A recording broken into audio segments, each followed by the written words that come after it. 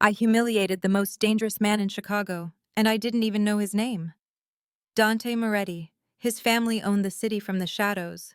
Judges feared him. Politicians served him.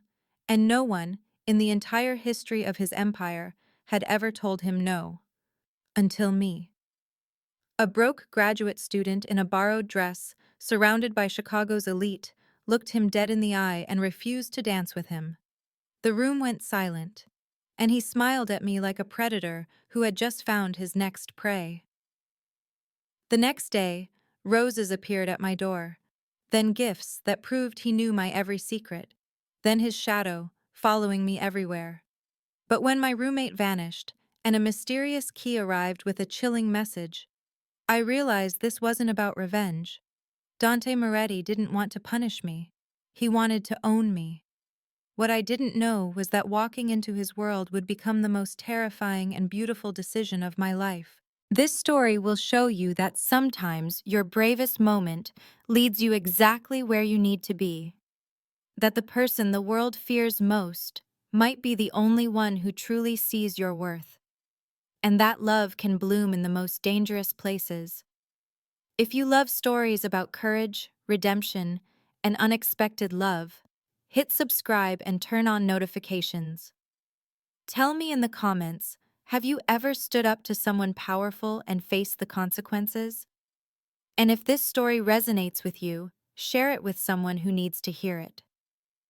Now, let me tell you how one refusal changed everything. Humiliating him was the first mistake, and I did not even know his name.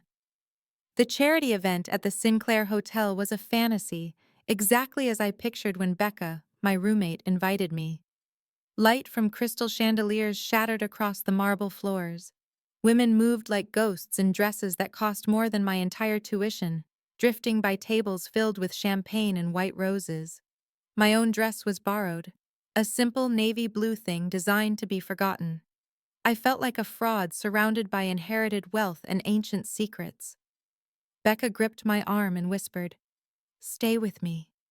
She warned me that her boss said many guests had dangerous connections. I gave a nervous laugh. "You mean like creative accounting?" She said it was worse. I did not push for details. At 23, I was a graduate student buried in student loans. This sparkling, lethal world was not for me. I was only a tourist. That was the moment he found me. He moved through the party and the crowd seemed to part for him.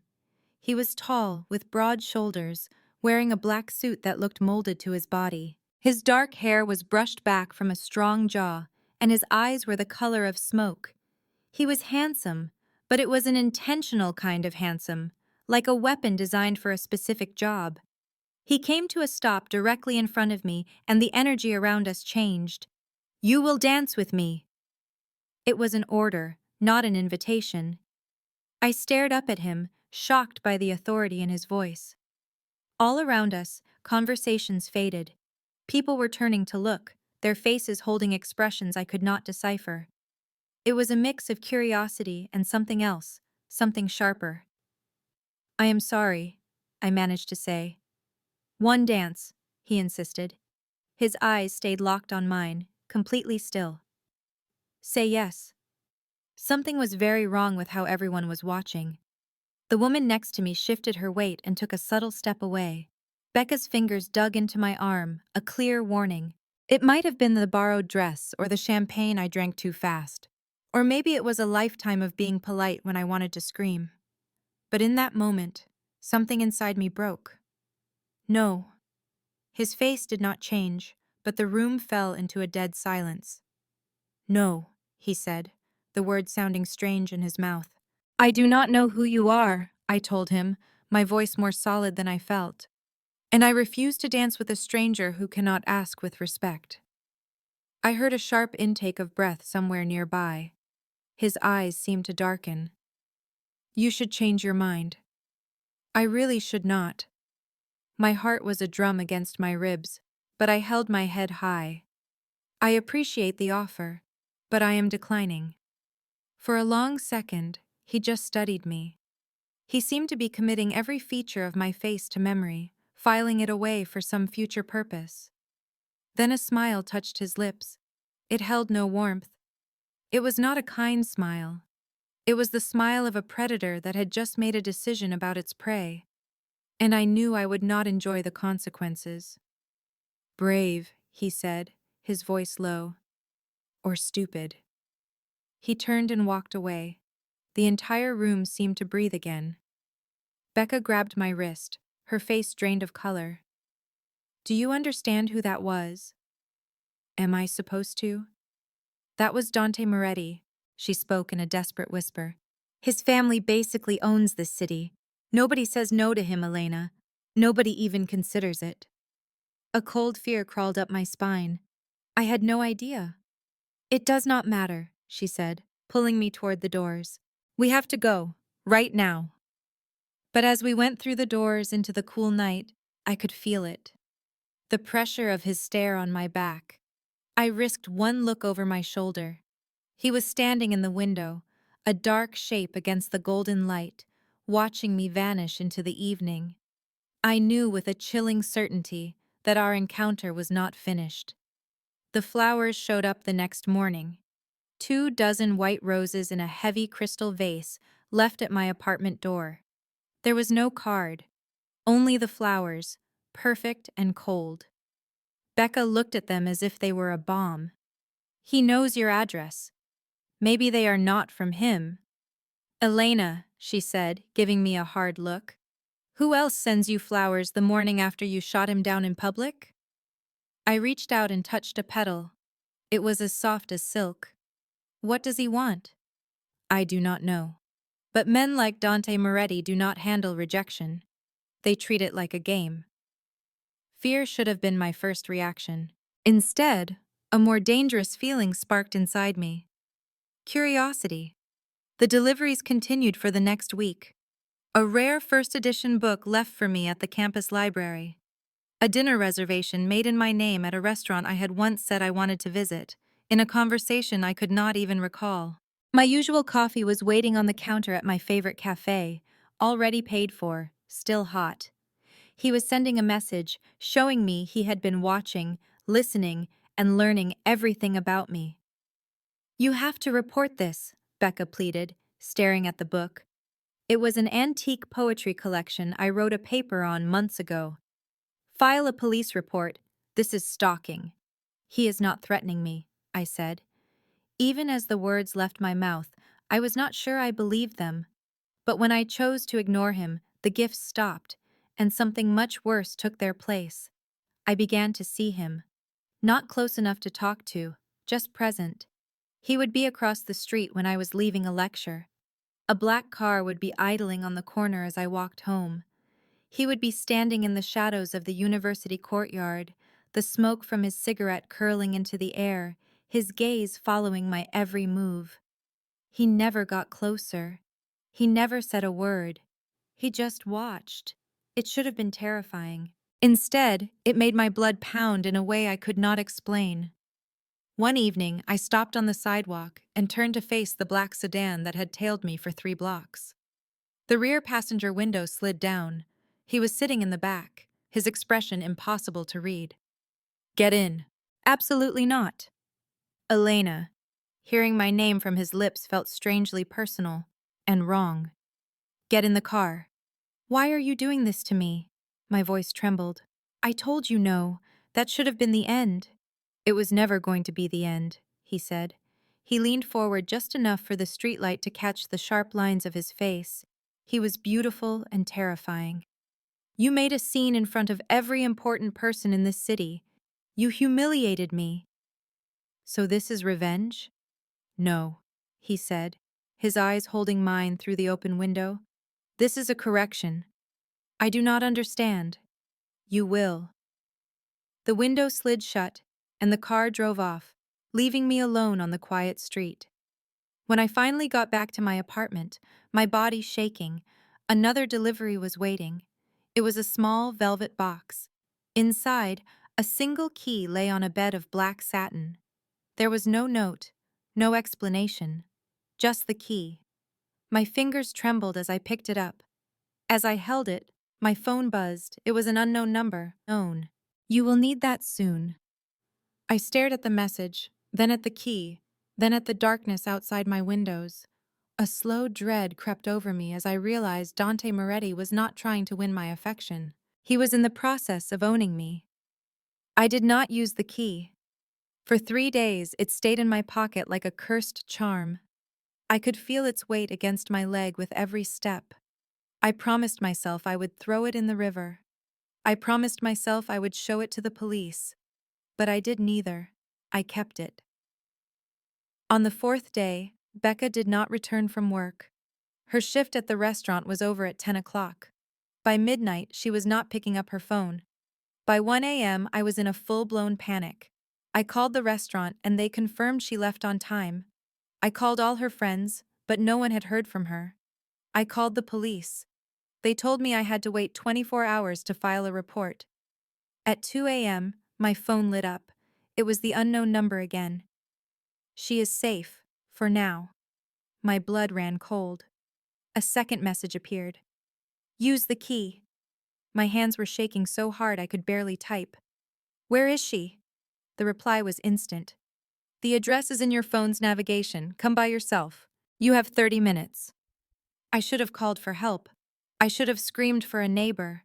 I should have done anything but what I did next. But the vision of Becca being hurt because of me, because I had defied the wrong man, made my decision for me. I grabbed my coat and fled into the night. The address took me to the warehouse district. The old industrial buildings looked like huge beasts sleeping under a sky with no stars. My little car seemed out of place here, fragile among the giant shipping containers and cold concrete. I found the right building, a converted warehouse with painted-over windows and one steel door. My legs were trembling as I walked to it, took out the key and pushed it into the lock. It turned without a sound. The inside was a different world. The warehouse was a luxury penthouse. The exposed brick walls were covered in expensive art. Leather couches were set up around a fireplace where real logs were burning. Massive windows stretched from the floor to the ceiling, showing a glittering view of the city. And Dante Moretti was sitting in an armchair, holding a glass of whiskey. Where is she? I demanded, my voice cracking. Upstairs, he said calmly. She is asleep. She is not hurt. You took her. I collected her. He placed his glass on a table and rose to his feet. He moved toward me with the same fluid, dangerous grace. She was being followed by men who planned to use her to get to you. I took care of the problem. You are lying. Am I? He took out his phone, touched the screen, and held it out for me to see. The video showed Becca leaving the restaurant. 3 men in dark clothes stepped out of an alley and started to follow her, closing the distance between them. The video then switched to a new angle. Dante's men appeared and stopped them. There was a short, efficient fight. The 3 men were on the ground, their hands tied. Becca was being led to a black car, looking confused but safe. The room started to spin. Who were they? Business rivals. They noticed I have been unfocused recently. His eyes met mine. Because of you. This is crazy. This is the world I live in, he said. He took another step closer, and I instinctively backed up until I hit the door. You entered this world when you embarrassed me. You do not get to leave it because it frightens you. I am not afraid of you. Liar. And he was right. I was terrified. But it was not for the reason he believed. I was scared because some part of me did not want to leave. I wanted to understand this man who collected rare books of poetry and ordered acts of violence with the same steady hands. What do you want from me? I whispered. His hand moved toward my face so slowly I had time to flinch away, but I did not.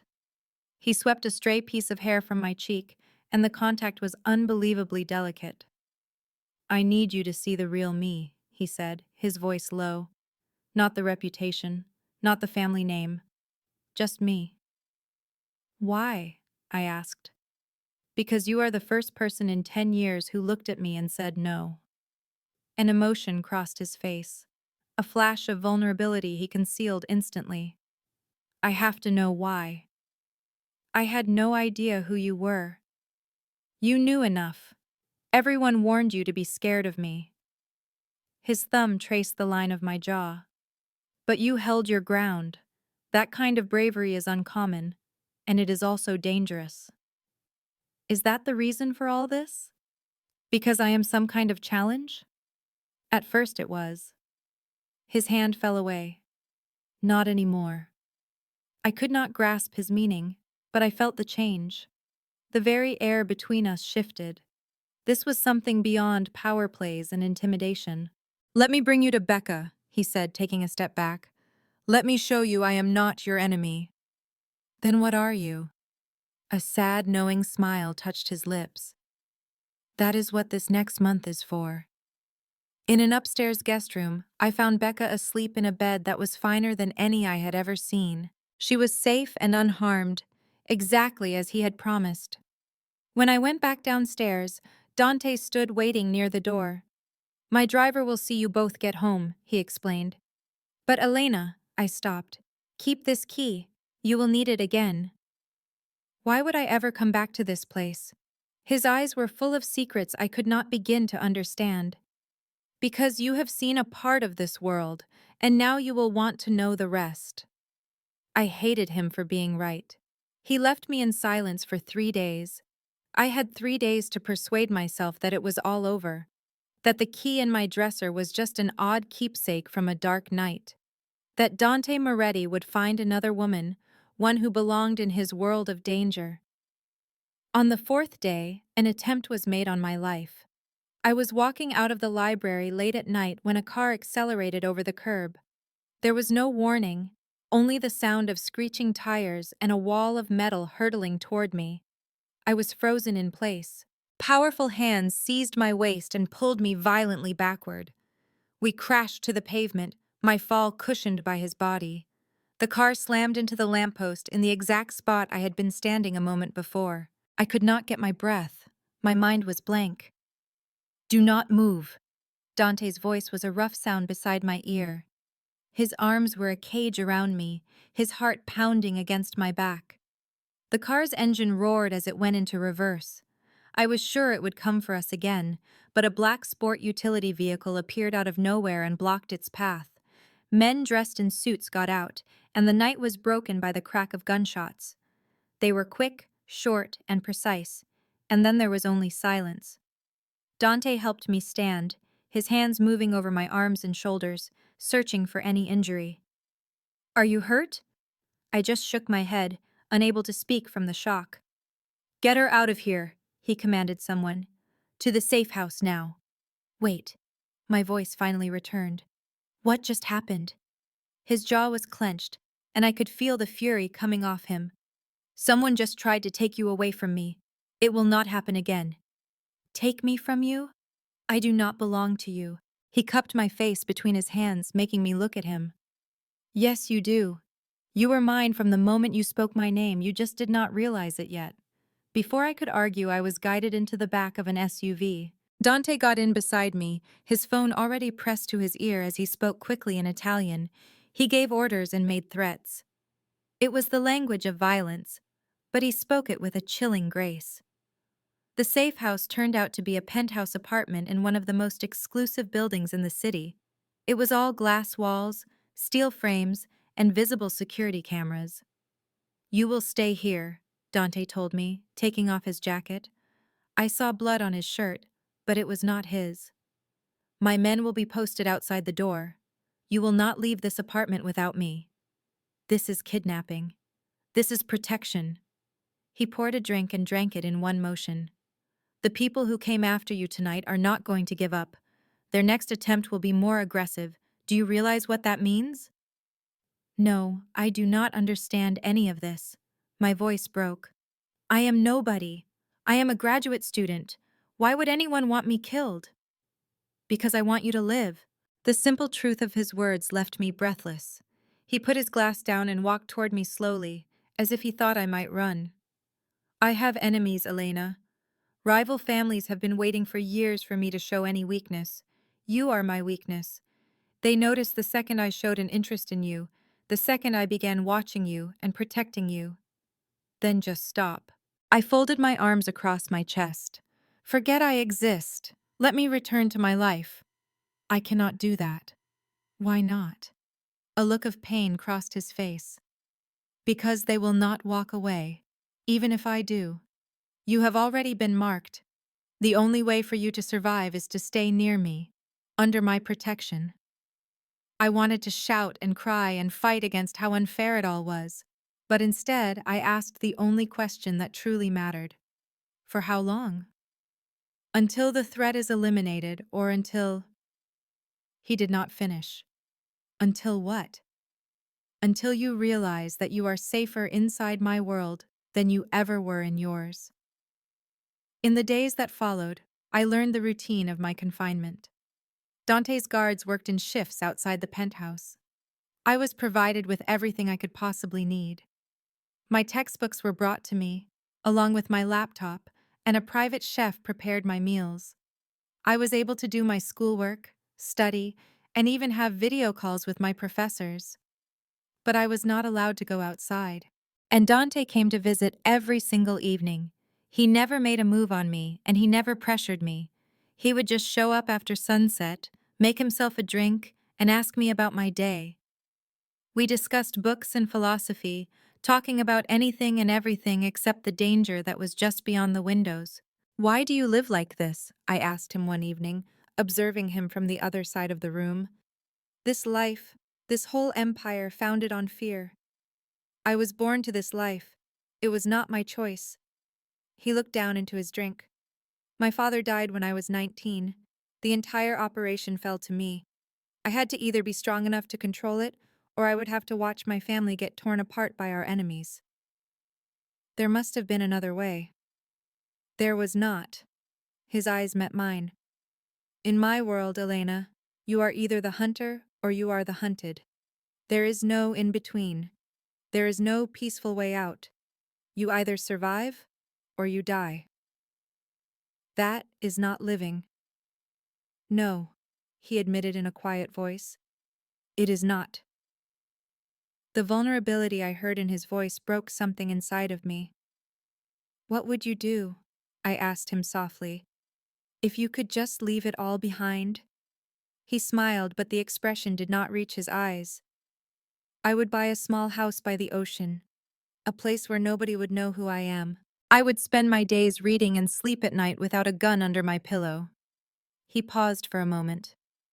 "I would find a woman who saw me as just a man, not as a monster." "I do not believe you are a monster."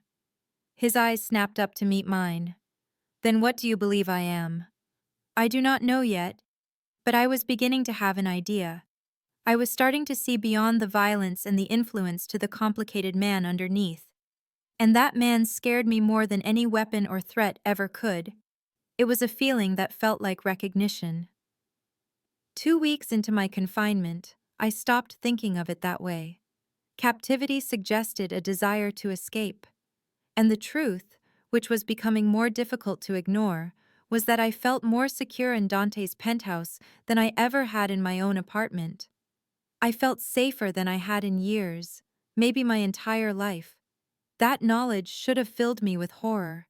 Instead, it felt like my bones were settling into a deep and certain truth. "Your friend has been calling," one of Dante's men told me. "Becca, she is worried. I have been sending her text messages. She wants to see you." I looked over at Dante, who had just arrived for his nightly visit. He was still in his suit, but his tie was loosened. His shoulders were tight, a sign I had learned meant the day had been hard. "Is it safe?" I asked him. He thought about it for a moment. "I can make the arrangements. 1 hour, here, with security present." "Thank you." The hard look in his eyes softened just a little. "You do not need to thank me for allowing you to see your friend Elena." "Do I not?"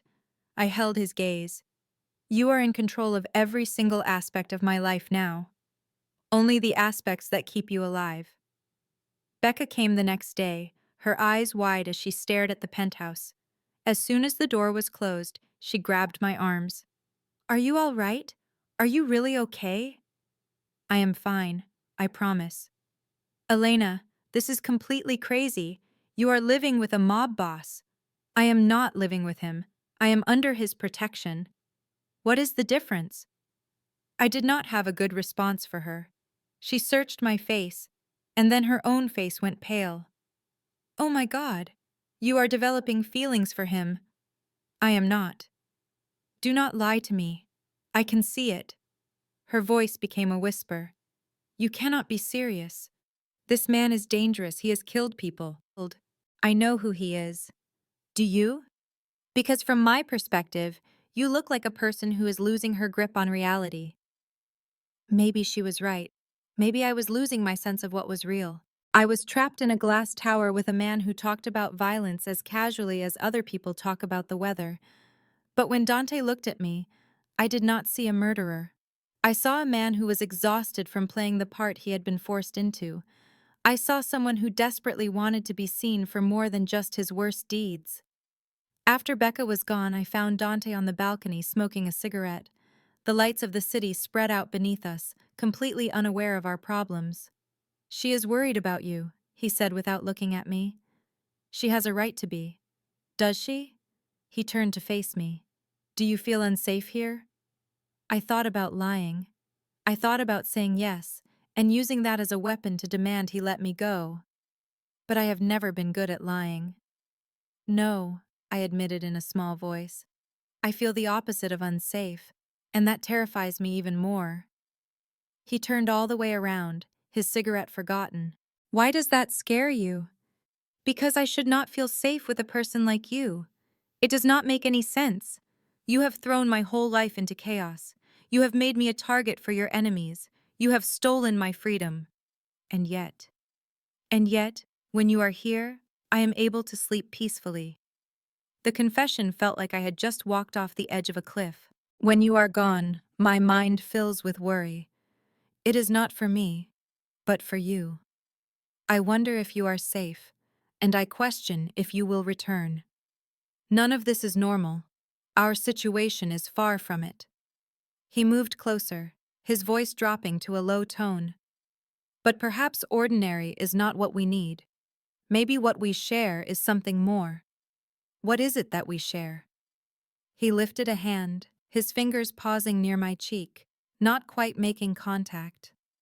Honesty. Around you, I do not pretend to be a good person, and you do not pretend that I have no effect on you. That kind of truth is incredibly rare. My breathing stopped when his hand finally touched me, the warmth of his palm against my skin. I want to kiss you, he said softly. I have wanted to from the second you first told me no, but I need your permission first. My heart was pounding in my chest. Why? Because you are owed the choice I attempted to steal from you that night. You are owed the right to make this decision. I should have refused. I should have pulled back. I should have recalled every reason this was a mistake, but as I stood there, his hand on my face and the city lights a blur behind him, I could not think of a single one. I whispered, yes. He kissed me as if I were something precious, his touch careful and restrained, while his other hand rose to cradle my face. His lips were softer than I had imagined, his actions almost reverent. I was trembling when he drew back. Are you all right? He asked, his thumb gently stroking my cheekbone. I could only nod, not trusting my words. We do not need to move quickly. We have time. But as he spoke the words, we were both aware it was not true. In his reality, time was a luxury neither of us possessed. That kiss altered everything. After that evening on the terrace, Dante felt both closer and further away. He continued his nightly visits, but an awareness now existed between us. It was electric and dangerous. He would sit nearer. His hand would linger on mine. He would observe me with a focus that made my skin feel warm. But he did not kiss me again. Why? I finally questioned one evening, annoyed by the self-control I could see etched in his posture. Because if I begin, he stated with care, I will not want to cease, and you are not prepared for that. How can you possibly know what I am prepared for?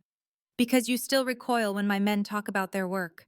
Because you shut your eyes when I speak of my rivals. Because you are still trying to persuade yourself that this is not your life now. His stare held me captive. When you accept it, I will know. That is arrogance. That is experience. I wanted to protest, but he was correct. A part of me was still hoping to wake up and find my ordinary life waiting, still attempting to separate the man who spoke of murder over dinner from the one who brought me tea unasked because he saw I slept poorly. That line was becoming increasingly blurry. 3 weeks into my stay, Dante vanished. The first night, I reasoned he was occupied. The second, I grew concerned. By the third, I was pacing the penthouse like a captured animal, asking his men for information. He is dealing with a situation, one of them said. He will be back when it is secure. What kind of situation? Silence. On the fourth night, I used the key. I should not have done it. It was impulsive and foolish, and the one thing Dante instructed me not to do, but I could not endure the uncertainty. I could not bear the quiet. The warehouse was dark upon my arrival. My hands trembled as I unlocked the door and went inside. The penthouse was in shambles. Furniture was knocked over. Glass was everywhere. And there, in the middle of the room, Dante sat on the floor with his back to the couch, his knuckles covered in blood. "You should not be here," he said, not looking at me. I hurried toward him and fell to my knees. "You are injured." "It is not my blood." That was meant to be reassuring. It was not. What took place? A betrayal. From one of my own. His voice was empty. He sold information to my rivals. He led them to a shipment. 3 of my own are gone because of him. Where is he? His eyes finally met mine, and the look in them stole my breath. I addressed it. I knew what he meant, what he had done. I should have been terrified. I should have fled. Instead, I reached for his hand, the one stained with blood that was not his, and I held it. "I am sorry," I whispered. "For what?" "That this is your life, that you are forced to make these choices." Something in his face broke. "You should fear me, not console me." "I know, Elena." My name was both a prayer and a warning. "You must go before I do something we will both come to regret." "What if I do not want to go?" His jaw clenched. "Do not say that." "Why should I not?" I leaned in closer. "You told me you would wait until I gave up the fight. I am done fighting, Dante. You do not understand what you are asking for. Then make me understand." He stared at me for a long, silent moment. Then he rose, bringing me to my feet with him. His actions were deliberate. Despite the violence, I could feel vibrating just beneath his skin. "If I show you," he said in a low voice, "there is no turning back. You will witness every part of me, the pieces I have kept from you, the shadows I have shielded you from. Are you certain that is what you want?" My heart hammered against my ribs. "Yes." He examined my face as if to commit it to memory, searching for any trace of hesitation. And then he kissed me. There was no gentleness this time, no caution. This kiss was pure hunger and possession, the result of 3 weeks of restraint shattering completely. His fingers tangled in my hair, his body pinning mine to the wall. I gasped into his mouth, and he consumed the sound, deepening the kiss until I could not recall why I ever considered keeping my distance. When he drew away, our breathing was ragged and deep. His words were a warm breath against my lips. "You have to be certain. Tell me you are certain." I could only manage a whisper. "I am sure." His gaze searched my face for a final moment. Then he took my hand in his, leading me up the stairs to his room, past the point of any return. His bedroom was a dark, intimate space, with windows stretching from floor to ceiling that offered a view of the entire city. A large bed commanded the room, which was decorated in stark shades of gray and black. The click of the door closing behind us made the room shrink, the very air feel thick with anticipation. I stood frozen in the middle of the floor, my body trembling with something other than fear.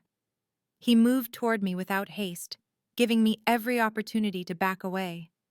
When he finally stood before me, he cradled my face in his hands, his thumb gently stroking my lower lip. "We can end this at any moment," he said softly. "You only need to speak the word." I could only nod, not trusting myself to speak. He kissed me again, this time with a slow, deliberate passion. His hands slid to my waist and then traced my sides, memorizing my shape through the fabric of my dress. Every single touch felt measured and restrained, as if he was fighting for control even in that moment. "Tell me what you desire," he murmured, his lips against the sensitive skin of my neck. I could not find the words to express the overwhelming need that flooded my senses. Instead, I let my actions speak for me, my trembling fingers fumbling with the buttons of his shirt. He gently caught my hands and stopped me. "Elena, look at me." I lifted my gaze to meet his. "I have to hear you say it," he insisted. "I need to know that this is your choice, that you are choosing me." My voice was barely audible. "I do not know how to say it." "Try." I took a shaky breath. "I want to feel close to you. I want to stop feeling like I am standing on the edge of a cliff. I want to fall." His expression softened with understanding. "Then fall. I will catch you." He kissed me again. And this time, when my hands went back to his shirt, he allowed it. He even assisted me, shrugging out of the garment and letting it pool on the floor. I had often wondered what he looked like beneath his expensive, tailored suits. The reality was unexpected. A map of scars crisscrossed his torso, the marks of old violence written permanently upon his skin. This was the proof of a life spent in peril. I touched a single scar, a long, faded line that ran across his ribs. "A knife," he said quietly. "5 years ago." I traced another one. "A bullet. 7 years ago." Every scar held a story. Each one served as a reminder of how quickly I could lose him. "Does this frighten you?" he asked, noticing my focus. "No." I looked up into his eyes. "It makes me sad that you have been hurt so many times, Elena." He breathed my name as if it caused him pain. Then he kissed me again, more deeply this time, as his hands found the zipper on my dress. He undressed me with slow, careful movements, as if he were unwrapping something fragile. When I was left in only my underwear, I had to resist the urge to hide myself. "You are beautiful," he said, and the sincerity in his tone made me believe it. He lifted me with no effort, as if I weighed nothing, and carried me to the bed. He set me down gently and then joined me, his body covering mine. "Tell me if this is too much," he said, placing a kiss on my collarbone. "Tell me if you need me to go slower." I nodded, my hands coming to rest on his shoulders, feeling the tension coiled there in his muscles. His exploration was slow and deliberate, a careful study of every exposed inch of my skin. He learned the map of my reactions, what made me inhale sharply, what made my back curve into his touch. His hands were patient, methodical, designed to dismantle my defenses one touch at a time. "Dante," I breathed out, the slow-building fire becoming too much to handle. "I know," he murmured, his lips brushing mine. "I know." He turned toward the nightstand and retrieved protection. His hands were perfectly steady, a stark contrast to the inferno I saw burning in his eyes. "This is your last chance," he whispered, positioned over me. "Just say the word, and I will stop." I lifted a hand to his cheek. "Do not stop." He entered me with a measured pace, allowing my body to welcome him. I gasped at the feeling, my nails pressing into his shoulders. He froze instantly.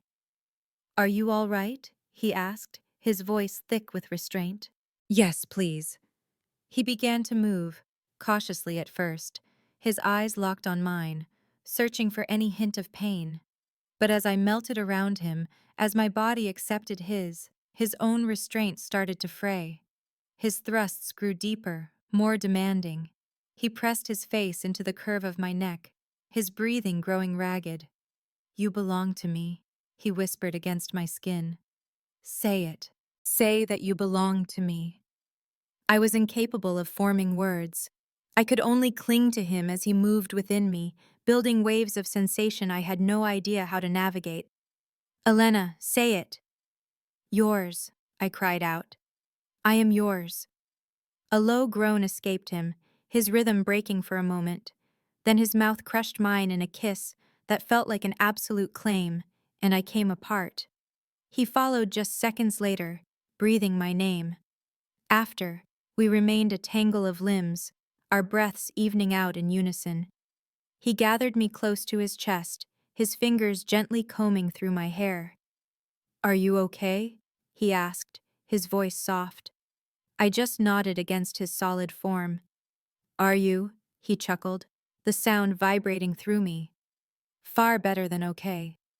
We stayed like that, held by one another, as the city lights twinkled outside the windows. What comes next? I finally asked. Next? His embrace tightened around me. Now, I ensure that no one in this world can ever harm you again. Now, I demonstrate that choosing me was the right decision. I do not think it was a mistake. You cannot know that for sure yet, but you will. He placed a soft kiss on my forehead. I will dedicate every day to proving it to you. It felt like a solemn vow. In his world, I was beginning to understand. Vows were often sealed with blood, but as I lay there in his arms, I discovered that I did not mind. I awoke to a cold bed and the crack of gunfire. For a single confused second, I believed I was still dreaming.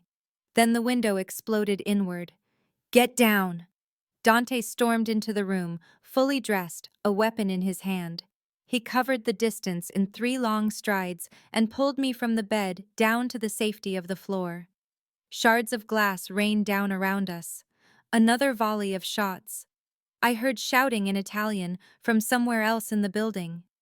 What is happening? I could barely make out my own words over the frantic beating of my heart. They have found us. He used his own body as a shield for mine, while his free hand was already dialing his phone. How many of them? He snapped into the device. More yelling, more gunfire. Stay directly behind me, he ordered. Do not look around. Do not make a sound. Just follow my lead exactly. We crawled on the floor toward the doorway. I focused my gaze on his broad back. I could see the way his muscles coiled with every violent noise from downstairs. The penthouse that had once felt like a haven now seemed like a cage. In the corridor, 2 of his men immediately formed a protective flank around us. The service elevator, Dante commanded. Now, we hurried, or at least I did, while his men moved with tactical precision, weapons raised, methodically clearing every corner. The entire structure of the building seemed to vibrate with the sound of splintering doors and more weapon fire. What is the count? Dante demanded again. At least 10. The Rossetti family. A muscle in Dante's jaw jumped. They are growing reckless. We made it to the service lift. The doors slid open, and I was shoved inside. But just before Dante could join me, one of his men caught his arm. Sir, they have reached the lobby. We have to create a diversion to get her away safely. For a fleeting second, Dante's face showed his conflict. Then his gaze locked with mine. Marco is going to take you to the safe house on the other side of the river. Wait for me there. Do not leave for any reason. I will not leave you. Yes, you will. He cupped my face with his hands and gave me a hard, desperate kiss. This is not a discussion, Elena. I have to know that you are secure. I cannot fight them if my mind is on you. Have faith in me. I will come back for you. The elevator doors slid shut, and I watched him vanish as we began our descent. Marco, who was one of Dante's most loyal men, kept his weapon aimed at the elevator doors. Try not to worry, miss. The boss has gotten through much worse than this. But I could detect the thread of uncertainty in his own voice. The safe house was a completely unremarkable apartment inside an older structure. Marco did a thorough sweep for any potential threats before taking up a position near the door. How much time? I asked, unable to stop pacing. however long it requires. The hours crawled by like centuries. I had no appetite. I could not be still. Every little sound made me flinch. Every creak of the old building sent my pulse into a frantic rhythm. My phone vibrated. An unknown number. He is bleeding. Were you aware that your beloved Dante is bleeding on the street because you were in his life? I stared at the words, a cold dread washing through me. A second message arrived. This is the price of loving him. Everyone he values becomes a mark. How many other people have to die because he picked you? I held the phone out for Marco to see. His face grew grim. Block that number. Do not reply. Is it real? Is he injured? If he were gone, we would have been notified. That means he is still in the fight. That was not comforting. At midnight, the door flew open. Dante staggered inside. He was supported by two of his men. His shirt was soaked through with blood. His face was dangerously pale, but his eyes were open. Oh, thank God! I rushed over to him. I am all right. His voice was faint. It is just a scratch. That is not a scratch. There was so much blood. His men guided him over to the couch. One of them, an older man who was clearly a medic, started cutting his shirt away. The injury was located in his side, and it was still weeping blood. I knelt down next to him and took his hand. You promised me you would be careful. I was. He attempted a smile. You should see what happened to the other guys. This is not a joke. No, he conceded, hissing in pain as the medic examined the wound. It is not. They tended to him for a full hour, cleaning, stitching, and bandaging the injury. He never uttered a single sound of pain, but I felt his grip on my hand tighten with every pass of the needle. When they were finally done, everyone except for us cleared the room. Come here, he said, his voice low. I gingerly settled onto the couch beside him, very aware of his injury. He drew me close against his uninjured side. I am sorry, he murmured into my hair. I am sorry that you had to witness this, that you had to experience this. I am just so thankful you are alive. They were after you, Elena. They were certain you would be in my apartment. They knew how much you mean to me. His voice was raw with both physical pain and fury.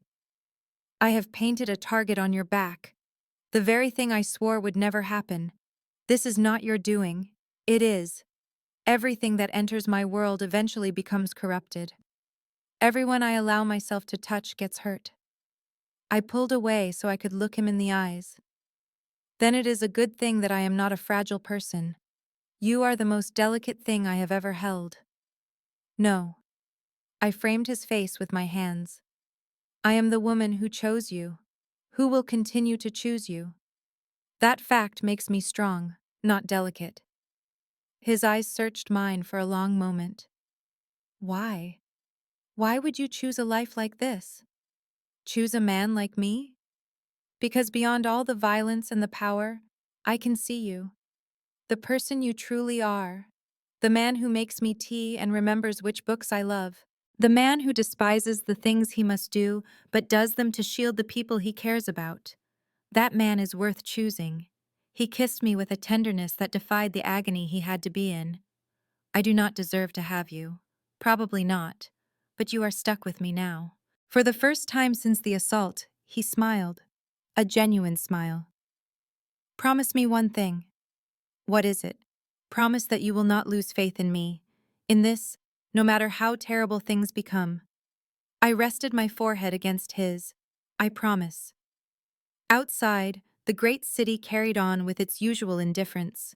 Inside, we held on to each other as if the world was not actively trying to rip us apart. The next day would surely bring more conflict, more dangers, and more impossible decisions. But for tonight, we had this moment. Tonight, this was enough. Dante spent 3 days recovering, and during those 3 days, the entire situation transformed. His family showed up. Not the soldiers who were on his payroll, but his actual blood relatives. His mother, who was elegant with razor-sharp eyes. his younger sister, who was fiercely protective and wary, his uncle, who it was clear managed large parts of the family business. They arrived at the safe house, and they arrived to inspect me. "So you are the one responsible for all this chaos?" his mother commented, her eyes sweeping over me in a thorough assessment. "Mama," Dante cautioned from the couch. He was mending but still not at full strength. "I am not assigning blame. I am making an observation." She directed her attention back to me. "Do you have any idea what it means to be with my son? What your existence is about to become?" "I am beginning to," she echoed. "My dear, you must grasp our world completely, or it will utterly destroy you. There is no in-between within this family." His sister, Isabella, folded her arms across her chest. "She is not one of our own. She is an outsider to our ways. How can she possibly endure it?" "The same way you did," Dante said, his voice quiet, "by being tougher than anyone gives her credit for." Isabella's guarded expression softened just a little as she glanced at her brother. "You genuinely care for her?" "Yes, I care enough to put everything on the line. I already have." His mother let out a long sigh. Then she did something I did not anticipate. She came and sat next to me. "My son has navigated his entire adult life by refusing to let himself care for anyone who was not born into this family. He has been isolated in ways that would shatter most men. If you have somehow managed to get through to him, then you must be quite remarkable." She took my hand in hers. "But being remarkable is not always sufficient. Are you truly ready for what is to come? The constant danger, the buried secrets, the moral concessions." "I do not know," I confessed. "But my feelings for him are real. That must mean something. In our world, love is both everything and nothing. It can make you powerful and exposed at the same time." She gave my hand a squeeze. "Make your choice wisely, Elena, because when you enter this life, there is no turning back." After they were gone, I went to sit beside Dante on the sofa. "Your relatives are quite intense." "That is one way to describe them," I said. He drew me toward him. "You are not obligated to do this. You realize that, right? I can still keep you safe from afar. I could arrange a secure place for you, somewhere my rivals could never find. You could get your old life back. Is that something you desire? I want you to be secure. I want you to be content, even if it means I have to let you go." I shifted to look at him directly. "But what if being with you is what brings me happiness? What if I no longer want a life that is safe and ordinary?" "Elena, I have spent my entire existence being cautious, being proper, and obeying every rule. And what did it accomplish? I was by myself in a tiny apartment, buried in debt, without any genuine connections to anyone." I reached for his hand. "When I am with you, I feel a sense of vitality. I am terrified, certainly, but I feel more alive than I ever have before. You would be sacrificing all of it. Your professional life, your companions, your ability to walk down the street without bodyguards. Is that truly what you wish for? I want you. We will handle all the other details as a team." He looked at my face for a very long time. Then he took something out of his pocket. It was a small box made of velvet.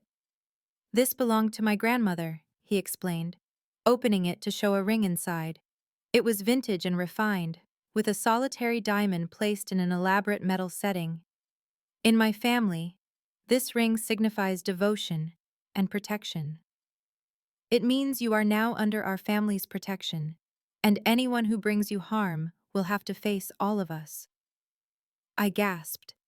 "Dante, are you asking me?" "I am not asking you to marry me. Not right now. Not when you are still trying to decide if you can accept who I am." He removed the ring from the box. "But I want you to have this. I want you to put it on, and understand that you have plenty of time to make up your mind. There is no pressure, no need to hurry, just consider it." He slid the ring onto my finger. It was a perfect fit. "This has the feeling of a proposal," I murmured. "It is a pledge that I will be patient for you." that I will provide you with the room to embrace this life completely, with your eyes open. He kissed my knuckles. And regardless of your final choice, I will ensure that you are always safe. I gazed at the ring as it reflected the light. What if my decision is already made? Is it? I believe it is. I think I made my choice the night you gave me my first kiss. Perhaps it was even sooner than that. It was the instant I was no longer scared of you, and instead became scared of losing you. His eyes grew dark with feeling. Are you certain? I am certain. He gently pulled me onto his lap, being careful of his healing injury, and kissed me as if I were his deliverance. Then you belong to me, he whispered against my lips. Utterly. And I belong to you. Whatever happens from now on. Whatever happens, I echoed. Outside, his adversaries were plotting their next attack. His family was observing, assessing, and waiting to see if I would falter. But in here, we had one another. And for some reason, that seemed to be all we needed to confront whatever was to come. The conflict concluded with a marriage ceremony, but it was not my own. The ring from Dante's grandmother remained on my finger. It was a promise we had not yet brought to fruition. No, the wedding that altered the course of everything was a calculated partnership between Dante's family and the Cardells, an influential family from the southern region. His cousin was set to marry their daughter, and every prominent family in the area was expected to be there, which included the Rossettis, the very family that had made an attempt on my life.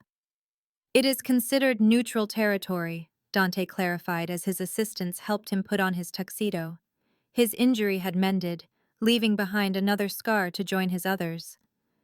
These are ancient traditions. There is to be no aggression during a wedding celebration. It is the single place where I can conduct negotiations without resorting to violence. Or it is an ambush. It is likely both. He faced me, looking incredibly handsome in his black suit. You are not required to attend. You could remain here. I am going. I had already picked out my gown. It was a deep burgundy color, tasteful, and suitable for a mafia wedding. I go where you go. That was the agreement, correct? He walked over to me and held my hands. If a single thing goes wrong, nothing is going to go wrong. You are far too clever to walk into an ambush without a contingency plan. He offered a faint smile. I have 3 contingency plans, in fact. The wedding took place at a large property outside the city, with extensive gardens, a classic villa, and security personnel everywhere, attempting to be inconspicuous. I entered on Dante's arm, with his grandmother's ring on my finger, and sensed that every person in the room was watching us. The service was lovely and classic, the kind of wedding that costs more than what most people pay for their homes. However, the reception was where the actual dealings were conducted. Dante left me in Isabella's company as he moved through the crowd, shaking hands and having hushed conversations with men whose faces I had come to know from security briefings. They were influential figures, partners, and rivals, all compelled into a brief state of peace by custom. He is in his natural habitat, Isabella noted, as she watched her brother operate. This is the role he was destined for, to deal with individuals who wish for his demise, to guide, bring people together, and inspire them to believe in something greater than their own small conflicts. She looked over at me. You have been a positive influence on him. He is not the same person. He seems more at ease somehow, in spite of all that has happened. I am not sure how. His life has become much more complex since he met me. Complexity is not always a negative thing. At times, it signifies that you have something that is worth defending. She gently touched my arm. For whatever it is worth, you have my endorsement, not that you require it. I am grateful for it nonetheless. It was at that moment that I saw him. Carlo Rossetti, the leader of the family that had tried to have me killed. He was standing on the other side of the room, looking at Dante with open animosity, and he was walking in our direction. Isabella became rigid. Maintain your composure. Do not forget we are on neutral ground. Rossetti came to a stop before me, his smile icy. So, you are the grand prize, the woman who made Dante Moretti weak in the knees. My name is Elena. I am aware of who you are. Everyone present knows. You are the vulnerability, the weak point that we can all take advantage of. Carlo. Dante's voice was as sharp as a shard of glass. He appeared at my side, his hand resting on the small of my back. You are violating the established rules. The wedding ceremony is not yet over. I am merely getting acquainted. Rossetti's smile remained fixed. Your girlfriend ought to know who her adversaries are. She is aware, and she is not intimidated by you. She ought to be. The air around us felt thick with tension. All conversations ceased. Hands started to move towards hidden firearms. I did something impulsive.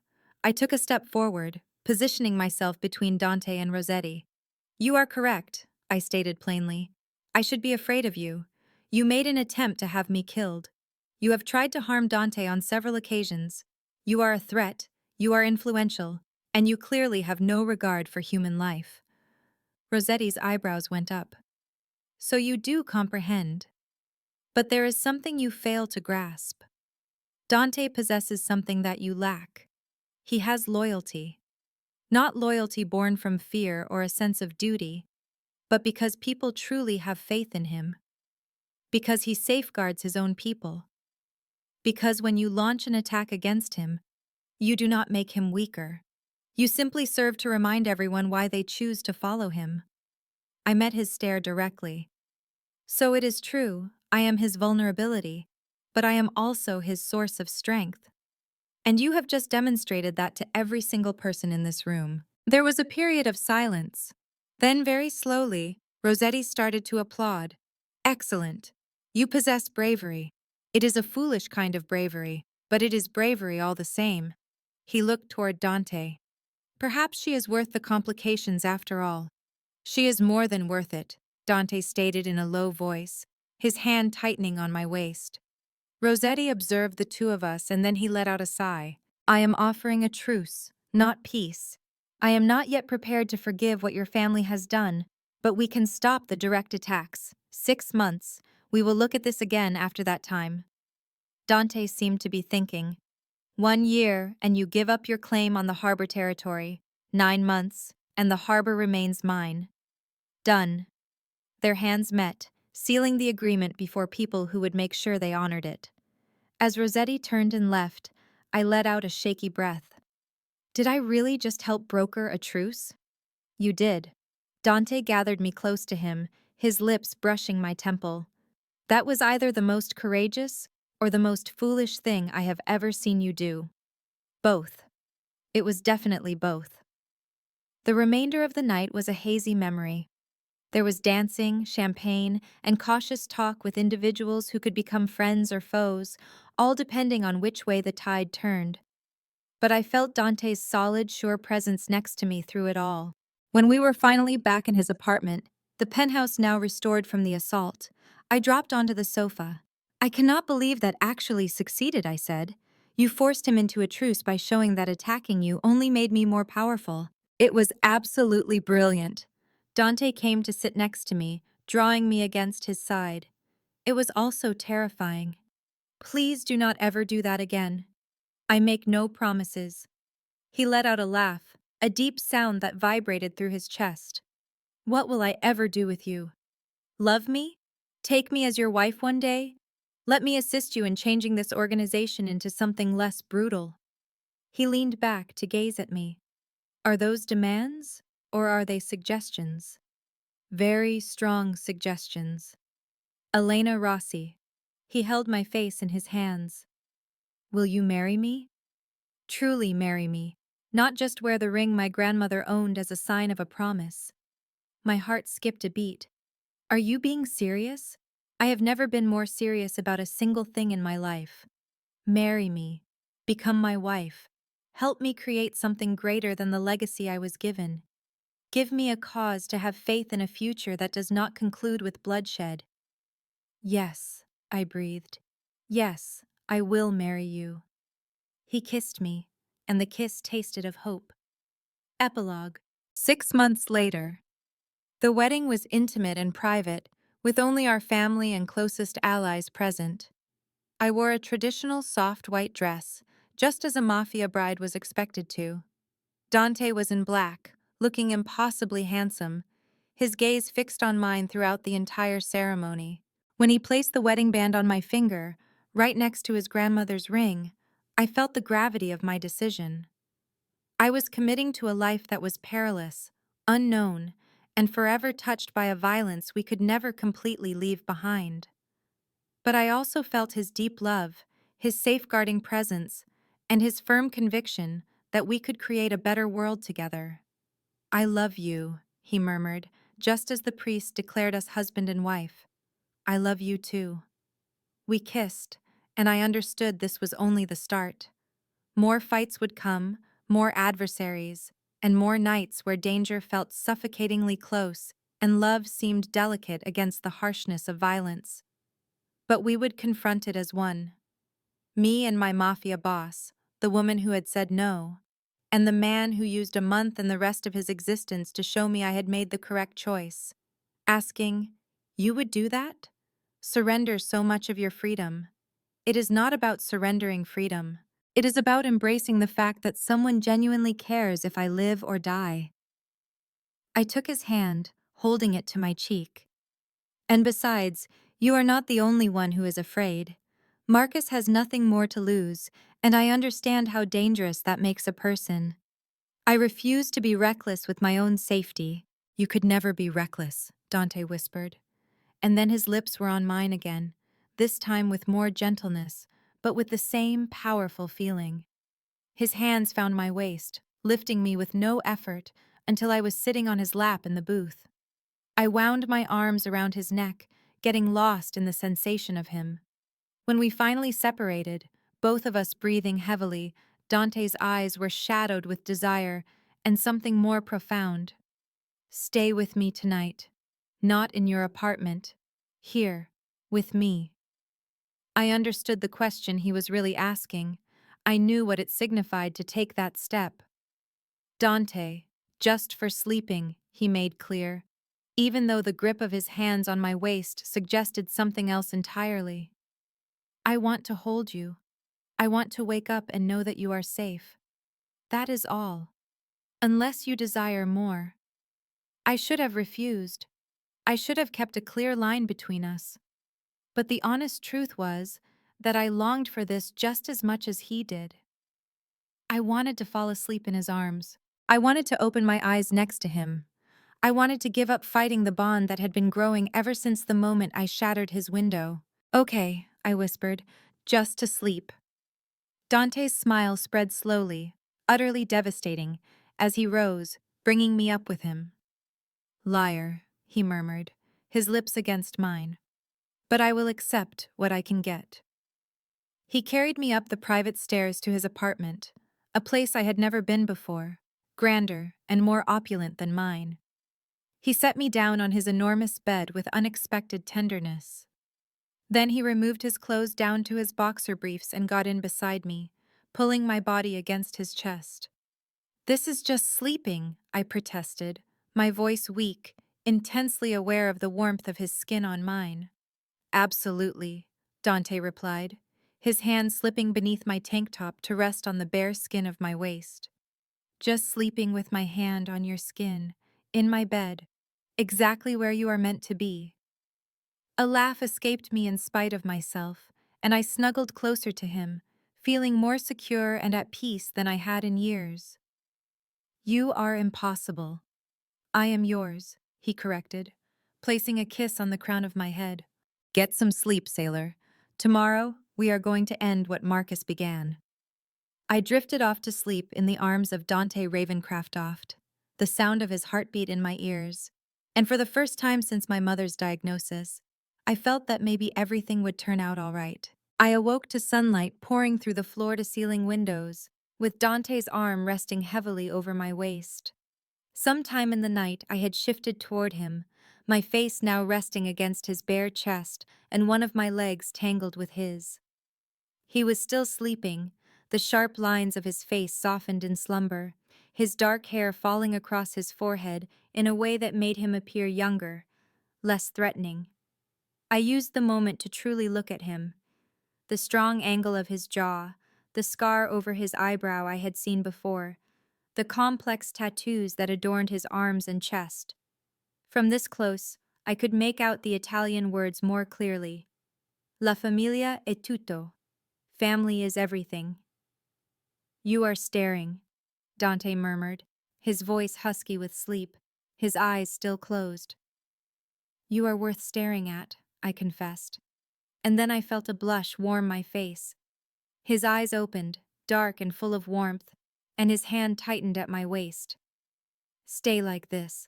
Let me have this one moment before the day begins and everything becomes complicated once more. So I remained where I was, letting him embrace me, feeling the rhythm of his heart beneath my palm, and trying not to dwell on how right this felt. How simple it would be to fall completely for this man who had shown me more kindness in 3 weeks than I had known in years. My mother wants to meet you, I said into the quiet. She telephoned yesterday. I informed her that I moved, and now she wants to see my new home, to see you.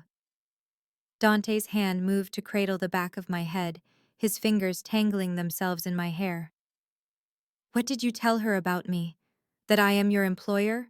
That I provided assistance when you were in need? That you are... I trailed off, unable to find the correct label for what he was to me. That I am yours, he finished for me, his voice soft. Tell her the truth, sailor. Tell her that you are with the most dangerous man in Chicago, and that he would burn this city to the ground before he allowed anyone to cause you harm again. That might frighten her. Good. She should be frightened for you. The world I am bringing you into is not a safe place. It is filled with violence and cruelty, and it does not forgive. But I will make you a promise. As long as you are mine, you will never have to face it by yourself. The vibration of his phone on the nightstand shattered the intimacy of the moment. Dante snatched it up, his face growing dark as he read the message on the screen. What is it? I asked, pushing myself up. Marcus has made his move. 3 of my businesses were hit last night. The windows were smashed, the stock was ruined, and they left threatening notes. Dante was already getting dressed, his movements quick and purposeful. He is trying to provoke me into a fight. What are you going to do? Dante faced me, and the man who had held me with such care just moments earlier had vanished. In his place stood the mafia boss that all of Chicago feared. He was cold, calculating, and utterly deadly. I am going to give him precisely what he is asking for. A fight, but it will be on my terms, on my ground, and by my rules. He walked back to the bed and framed my face with his hands. You will remain here today. There will be security posted outside the door. There are no exceptions. This comes to an end tonight, sailor. One way or another. Let me go with you, I pleaded, clutching his wrists. I can be of help. I understand Marcus's methods, his patterns. No. The word was final. You will not go anywhere close to him. I will not put you at risk. Not for this. This all started because of me, because I took from him. I cleared my throat, because I needed that money for my mother's care. I should be present when it concludes. Dante's jaw clenched. This stopped being about you when Marcus made the choice to hunt you down like an animal in my city. This is now between him and me. It is about respect, about territory, and about making it understood what occurs when someone touches what belongs to me. You do not need to be there for that. He gave me a hard, possessive, and final kiss, then drew back. Stay here. I am serious, sailor. Do not leave this apartment. He was out the door before I had a chance to argue anymore. The door shut behind him with a dreadful sense of finality. I paced the apartment all morning, working out in the private gym, attempting to exhaust the nervous energy that was surging through me. Dante had stationed 2 security guards outside my door, quiet, professional men who I was sure had weapons concealed beneath their well-fitting suits. Around noon, my phone began to ring. It was an unknown number. I nearly ignored it, but some instinct urged me to answer. Sailor Thorne. The voice was a woman's. It sounded professional, unfamiliar. This is Dr. Chen from Northwestern Memorial. I am calling in regard to your mother. My heart seized in my chest. What is wrong? Is she okay? She is stable, but she has been asking for you. There has been a complication with her treatment, and she is extremely agitated. She is specifically asking for you to come to the hospital. I was already reaching for my coat. I will be there in 20 minutes. I got past Dante's security with a lie, telling them I was going down to the bar to check on something. From there, I slipped out of a back exit and hailed a cab to Northwestern Memorial. The hospital was a place I knew well. I had spent countless months there while my mother was being treated, and I knew its hallways and waiting areas as well as my own apartment. I located her room on the oncology floor, pushed the door open, and walked right into the trap set by Marcus. He was standing there with two of his men, but my mother was gone. The room was otherwise empty, and I understood with a sickening certainty that there had never been a call from Dr. Chen. I thought you were more clever than this, Marcus said, positioning himself to block my escape. But every person has a weak point. Yours is your mother. I took a step back, my thoughts racing, assessing my chances. The space was small, the odds were 2 against 1, and my ribs had not yet fully healed. I could not fight my way out of this room. Dante will kill you, I said, forcing a confidence into my voice that I did not feel. You know that is true, do you not? The very moment he discovers you touched me, you are a dead man. Perhaps, but first, you are going to pay for what you did to my operation. Then I will use you as a bargaining chip to make Ravencroft back down. He wants you? Fine. He can have what is left after I'm through. Marcus took a step toward me, and I did the only thing I could. I pressed the panic button on my watch. It was the one Dante had provided on my first day in the apartment, the one that sent an alert directly to his personal phone and to his entire security team. Then I attacked. My first strike landed on Marcus's throat, which bought me a few precious seconds. His associate charged me from the left, and I used his own forward motion to send him crashing into the medical equipment. But the second man was larger and quicker. He wrapped his arms around my waist and lifted me clear off the ground. A burst of pain shot through my healing ribs as he slammed me hard against the wall. I drove my elbow backward into his face. I felt the crunch of cartilage, but his hold did not weaken. Marcus was getting to his feet, his face a mask of pure fury, and I knew with a chilling finality that I was out of time. The door exploded from its frame. Dante entered like a hurricane, with 4 of his security men right behind him. His eyes found me instantly, taking in the entire situation in a single glance, and the look on his face was the most terrifying thing I had ever witnessed. Let her go. Each word was heavy with barely contained violence. The man holding me hesitated, and that single moment of indecision was all Dante required. He moved with deadly swiftness, ripping me from the man's grip and placing me behind him in one seamless motion. Then he drove his fist into the associate's face with so much force that the man was thrown backward through the thick glass of the hospital room's observation window. What came next was both brutal and efficient. Dante's team handled the other associate while Dante himself focused entirely on Marcus. He did not bother with a weapon. He did not need one. His fists were instruments of punishment, delivering blows with surgical accuracy. Each impact was designed to create the most pain without causing death. You, Dante snarled between strikes. Put your hands, another vicious punch, on what is mine. He was going to kill him. I could see the cold intent in every one of his movements. He showed absolutely no mercy.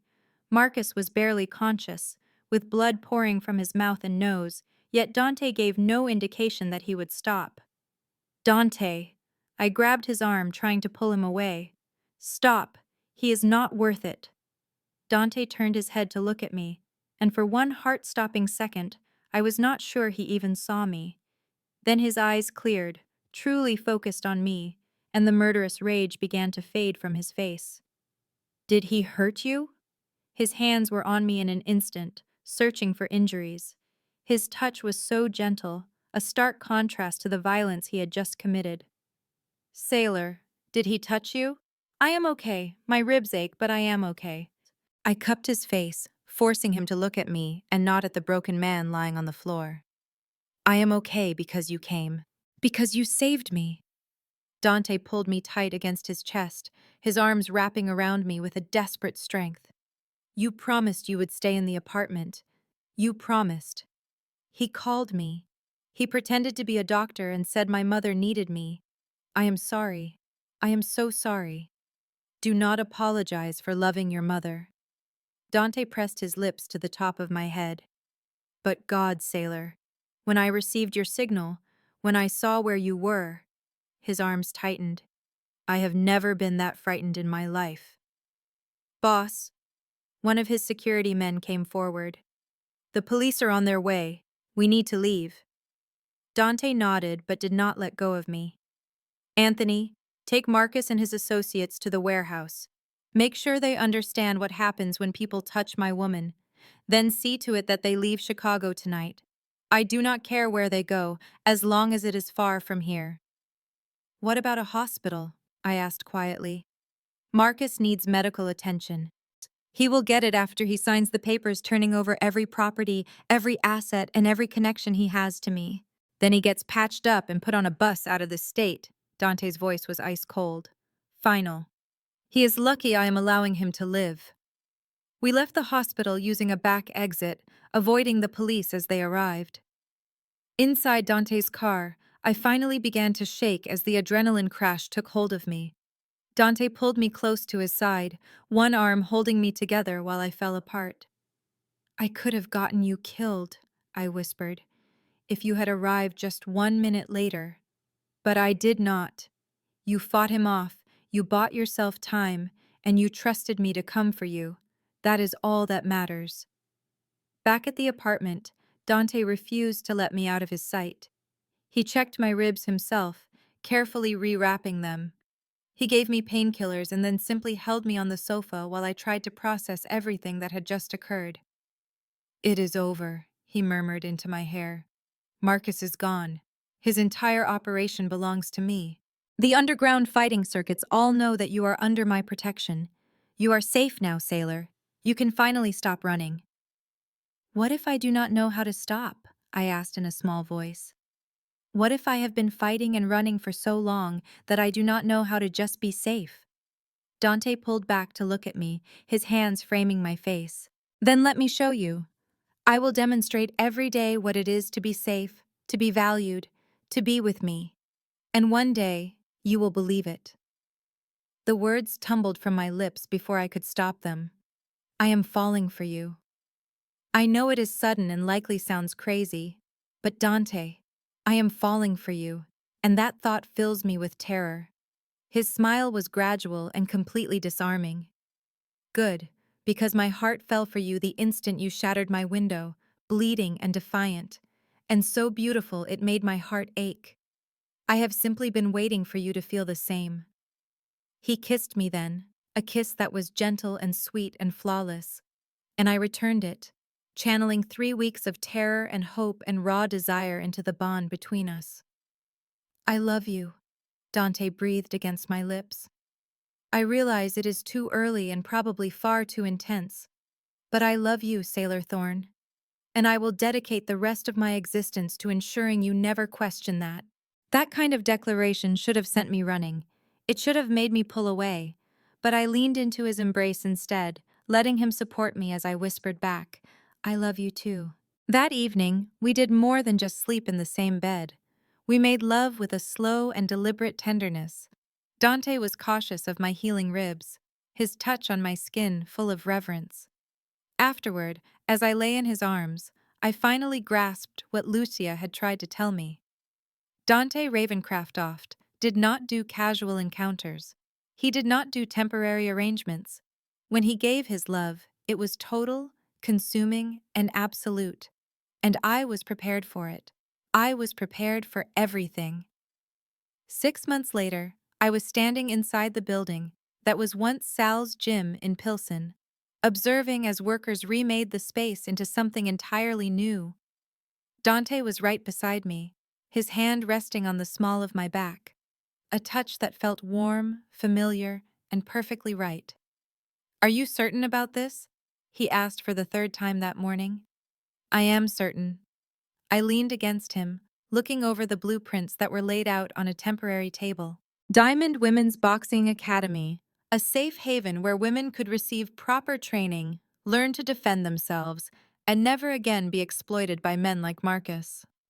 Dante's arm wrapped around my waist, and I could feel his deep satisfaction in that simple motion.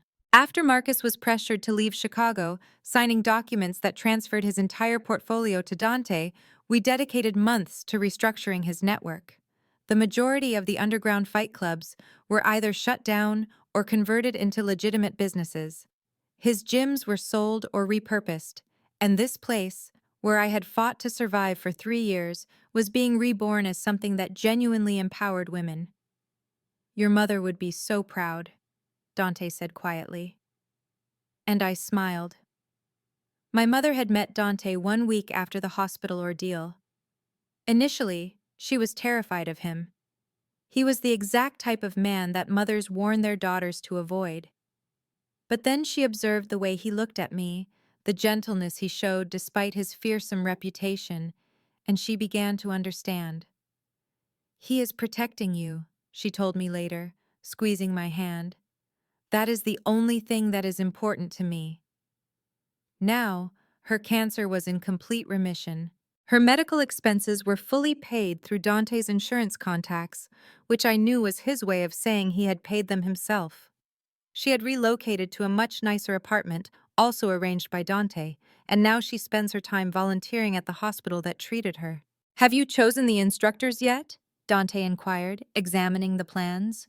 "I intend to teach the introductory classes myself. I am also recruiting some women I fought alongside over the years, the ones who escaped the underground scene and went professional. They should have an opportunity to contribute, to show the next generation how to truly protect themselves. As for the building security," I rolled my eyes, "it is as over the top as usual. But yes, your safety protocols have my approval. Guards will be on duty during evening classes, cameras will monitor all common spaces, and every room will have a panic button. You will be able to confirm my safety every second I am here." Dante turned me so I was facing him, placing his hands on my hips. In the 6 months since Marcus left Chicago, we had settled into a comfortable routine. I helped at his bar during the morning, trained women privately in the afternoon, and spent my nights with him. I had moved into his apartment for good, but he maintained my old place as a separate office where I could manage the academy's administrative work. "I cannot help it," he said, gently moving a stray piece of hair from my face. "Keeping you safe has become a part of who I am. Also, you did make me a promise, do you remember?" My hand instinctively went to my stomach, which was still flat, but not for much longer. "I remember. We learned I was pregnant 2 weeks ago, already 12 weeks along, though we had not shared the news with anyone." The discovery had pushed Dante into a higher state of protectiveness, one that might have felt smothering if it were not so clearly born from love. "Twins," he whispered, his hand covering mine on my stomach. "2 babies. My doctor mentioned it is frequent in families with your genetic history. Your doctor also mentioned that I am completely healthy and can maintain my regular activities with a few adjustments." I rose on my toes to kiss him, which means you can stop trying to encase me in bubble wrap. "I will make no guarantees," he kissed me back, soft and gentle, and I could feel his smile on my lips. "You are carrying my children, sailor. I am permitted to be protective. You are always protective." "That is true, but now I have a very good reason." Lucia stood in the doorway holding coffee, the very picture of the successful executive she was.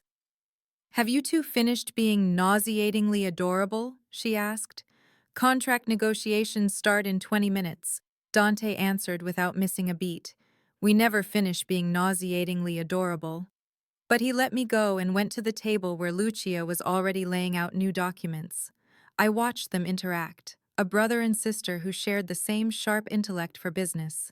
It made me reflect on the incredible shift in my life. Just 6 months ago, I was bleeding and cornered, smashing windows in the dead of night.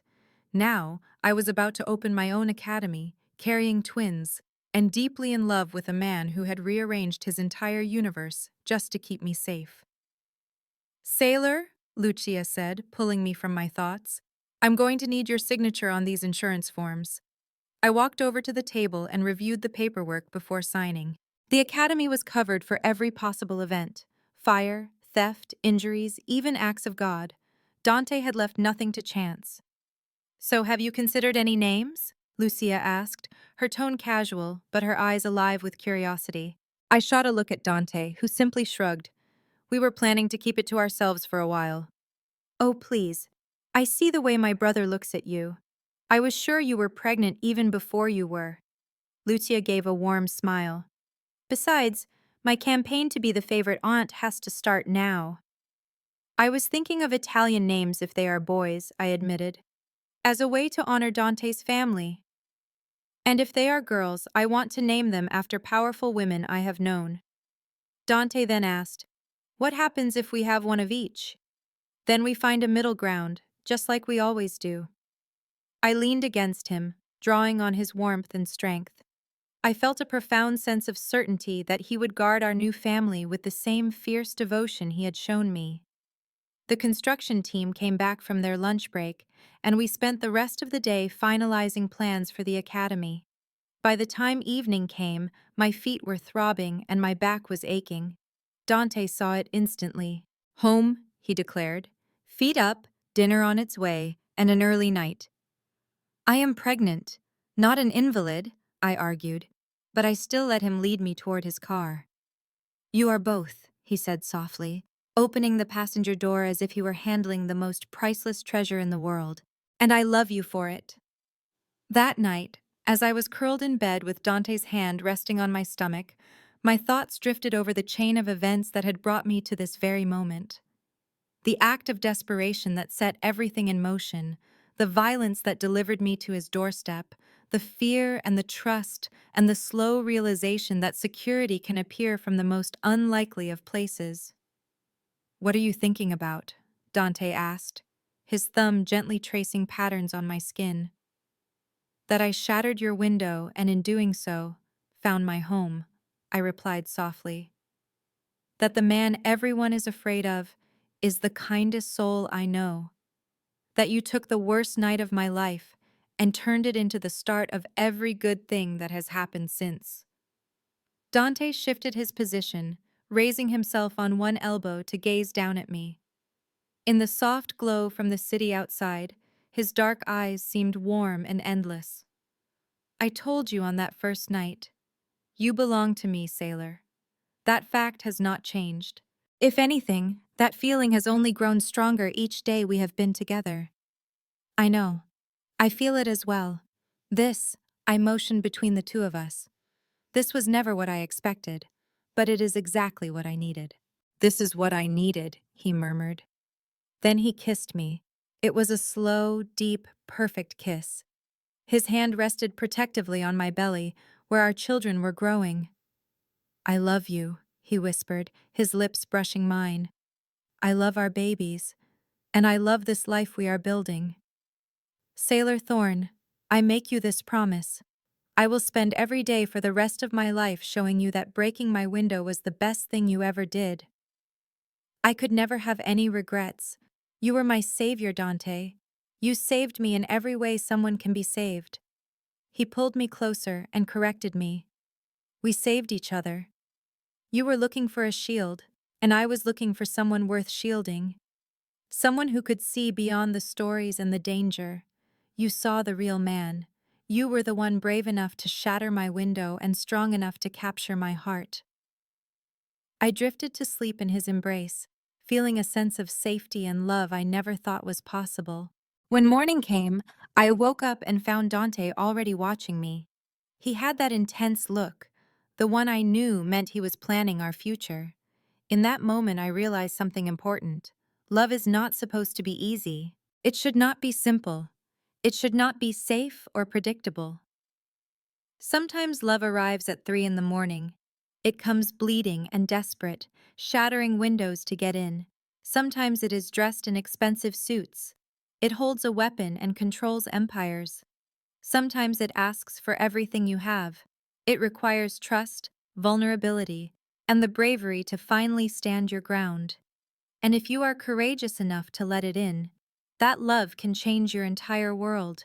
It can turn gyms into sanctuaries, threats into security, and fear into a feeling of home. 8 months after that, I was back in that academy. I was 7 months pregnant with twins who never stopped moving. I was teaching a class of 20 women the fundamentals of self-defense. Dante observed from the back. He had stopped pretending long ago that he was not going to watch over me for the whole pregnancy. When the class ended, he walked over with a bottle of water and a protein bar. "You have to eat," he said. "The babies require nutrients." "The babies need their father to calm down," I replied, but I still accepted the snacks he offered. "We are okay, Dante. I am okay. The doctors told me I am the healthiest pregnant woman they have seen in a long time. That is only because I ensure you get enough rest, eat the right food, and avoid pushing yourself too hard." He led me to a chair and knelt before me, carefully helping me out of my sneakers. "Your feet are swollen." My feet were always swollen. At 31 weeks pregnant with twins, everything on me was swollen. Still, I let him massage them. Despite his intense concern, Dante's care was sincere, gentle, and precisely what I needed. "Only 1 month until the academy has its grand opening," he said, gently working on my left foot. "Are you positive you want to be here for that? The babies might come ahead of schedule. The academy opens as planned, with or without my presence, but I intend to be there. This is my dream, Dante. Our dream. I am not going to miss it over some swollen feet and backaches." He looked up at me then, and the love in his eyes made my breath catch in my throat. "You are amazing. You know that, right? Most women would be at home resting, getting ready for the birth. But here you are, teaching women to defend themselves, building something meaningful." "I had the best teacher," I said quietly, cupping his jaw. "You showed me that trauma could be reforged into purpose, that protection is the answer to violence, and that the darkest nights can lay the groundwork for the best life imaginable." Dante got to his feet, pulling me up with him and gathering me into his arms. My pregnant stomach pressed against his body, our babies kicking between the two of us, and I felt him smile against my hair. "I love you," he whispered. "I love our family. I love this life we have built from broken glass and late-night rescues.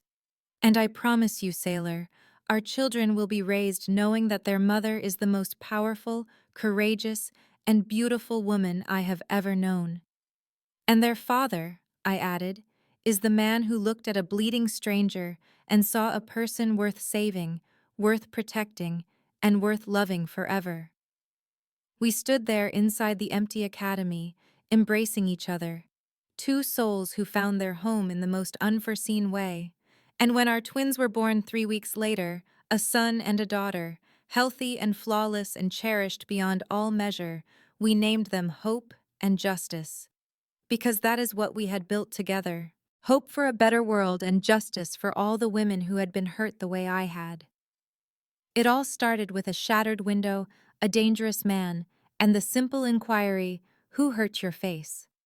The answer, I had discovered, was far less important than what followed. The safety, the affection, the transformation of cruelty into something beautiful. Dante Ravencroft had asked, "Who hurt my face?" And then he devoted the rest of his life to ensuring no one could ever harm me again. That was the actual story. Not the act of breaking, but the process of healing. Not the presence of danger, but the feeling of security. It was never about the fear, but about the love that defeated it. Model